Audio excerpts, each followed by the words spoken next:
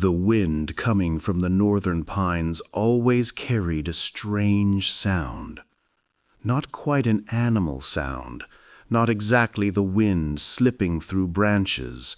It was more like a human voice calling desperately, tangled in the rustling of leaves. The video opens with that very recording. The screen fades into a forest of towering black silhouettes, the trunks shooting upward into a dark violet sky. The shadows cling to everything, as if this forest didn't belong to the world of humans. Then the question appears: if the legends are real, what then? The Windigo, or Wendigo, has lived in the stories of Algonquin peoples for centuries. It's not just a monster, it is the embodiment of greed, hunger, and the corruption of the soul. People say the Windigo is tall and gaunt like a dead tree, with deep glowing eyes, long crow-like claws, and breath that rises like winter fog even in the hottest summer. But the most terrifying thing isn't its form, it's the voice. A voice like a loved one calling from the forest, begging you to help them. For generations, many assumed the Windigo was symbolic, a warning not to stray into cannibalism, not to let the greed consume the heart, not to lose one's humanity. But some stories have been recorded, and some people are still alive to tell them. They speak of something that can't be explained by science, something that kept them awake for months, something that still makes them shiver whenever wind whistles through a doorway. This journey isn't to frighten, it's to listen, to document the raw, unfiltered accounts of those who experienced the impossible. These are not thrill seekers or paranormal chasers. They're experienced hikers, veteran rangers, skilled hunters, people who don't scare easily. But a single moment in the deep woods changed their lives forever. The video promises first-hand accounts never before released, transcripts, voice recordings, and survivors' own words. Not folklore, not campfire tales, true stories from real people with real fear. And at the center of it all lies the biggest question of all. Is there something in the forest watching us? Something that mimics human voices to lure us? Something wandering endlessly in search of its next soul? Before the survivor testimonies begin, the narrator says softly, "We're not here to prove whether the Windigo exists, but what you're about to hear may force you to reconsider everything you ever believed about the darkness in the woods." Evan, a 32-year-old mountain guide, recalls an incident from early winter 2019. He and two tourists had ventured into a remote Ontario forest. The weather was gloomy but typical, until the second night.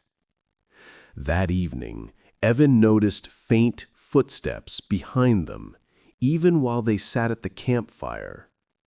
He assumed it was a deer or fox, but the steps had rhythm, intentional, always the same distance behind them, 15 to 20 meters. That night, he awoke to a soft whisper, so faint he thought he imagined it. "Evan, Evan." When he turned, the whole forest went silent.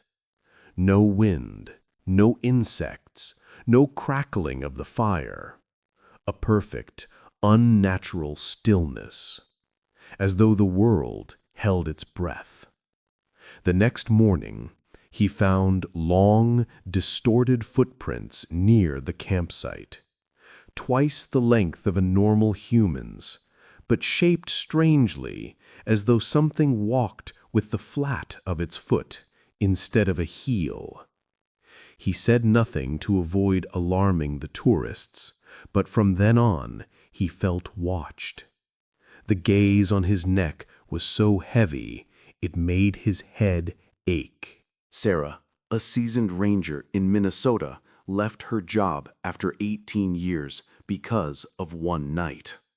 She was dispatched to check on a possible missing hiker near Lake Nebing.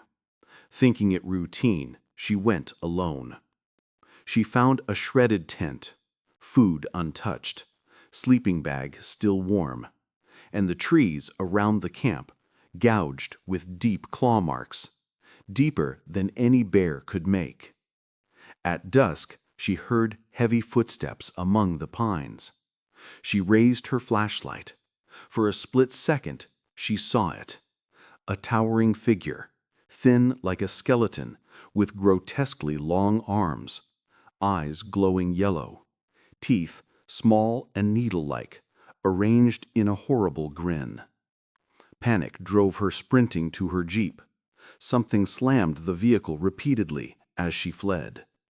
The next morning, the jeep's sides were covered in claw marks, long, sunken, unnatural. She resigned a week later. Expert insight. Dr. Raymond Casca, researcher of indigenous cultures, explains that in Algonquin belief, the Windigo is more than a monster. It is a corrupted spirit. Many details in modern testimonies match centuries-old descriptions: foul smell, extreme thinness, mimicry, and an indescribable terror. You don't have to believe in the Windigo, but you cannot deny that story after story sounds hauntingly similar. Story 3. Escape by a hair's breadth. Mark and his brother were experienced hunters, familiar with winter camping. But the 2021 trip changed them forever. The snowy forest glowed under the moonlight. When Mark checked his traps, he found unnaturally long footprints leading toward their tent. They stopped only 8 meters away and vanished. No return trail, no signs of departure, as if the creatures stood there watching for a long time, then dissolved into the dark. Around 3 a.m., footsteps circled their tent, heavy, deliberate, one full loop, then another, never stopping. A raspy breathing followed, mingled with a harsh, wooden grinding sound. Mark's brother burst from the tent with a spotlight. The beam swept the trees. Nothing. Then, for the briefest moment, a skeletal hand gripped a trunk. Long, twig-like fingers wrapped around the bark. It disappeared instantly. They abandoned everything and ran 3 kilometers through the snow to the main road. Mark swears something ran parallel to them in the forest, keeping pace effortlessly, twice as fast as any human. Only when the truck engine roared to life did the footsteps cease. Louise, a field biology student, disappeared for 2 days during a research trip near the Canadian border. When found, she was shivering, disoriented, and murmuring, "It's mimicking me. It's mimicking me." Weeks passed before she could share her story. Deep in an uncharted area, she heard a familiar voice behind her. "Louise, wait!" It was her teammate's voice, exactly, but no one was there. From that moment, the forest changed. The wind sounded like moaning. Branches breaking sounded like bones snapping. On the second night, she saw a human-like shape at the edge of her vision. When she shined her flashlight, It vanished, only to appear closer. Then it spoke in her own voice.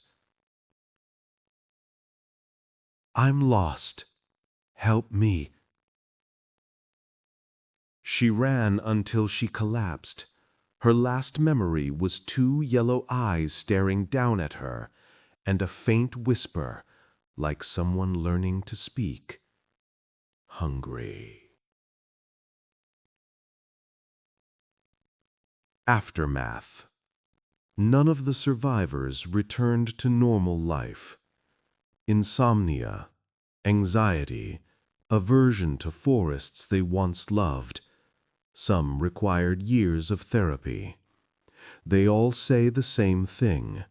What they encountered wasn't merely a creature.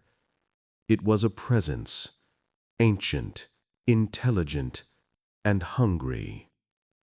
Attempts to debunk. Scientists offer explanations: wind tunnels creating voice-like sounds, hallucinations from fatigue or cold, diseased wildlife behaving strangely, isolation-induced stress, but none account for the recurring details: unnaturally tall figures, perfect vocal mimicry, forests falling silent upon approach, physical symptoms like nausea and headaches, psychological viewpoints. Some psychologists argue Windigo encounters might be extreme belief-induced phenomena, legends so old and strong they shape perception under stress. But this doesn't satisfy the survivors.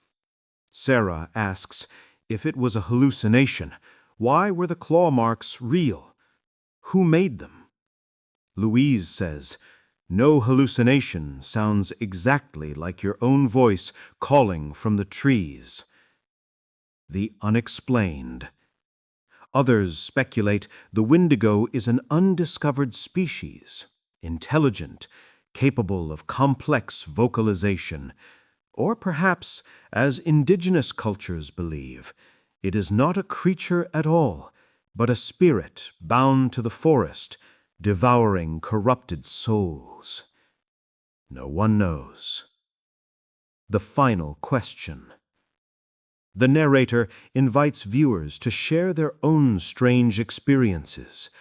To understand a legend, we must gather voices, those who survived, those who feared, and those who saw something they refused to name. The final image shows a dark forest, a tall, thin silhouette between the trees. No caption, no explanation. Just the wind whispering softly, almost like a voice from far away. Are you sure you're alone in the forest?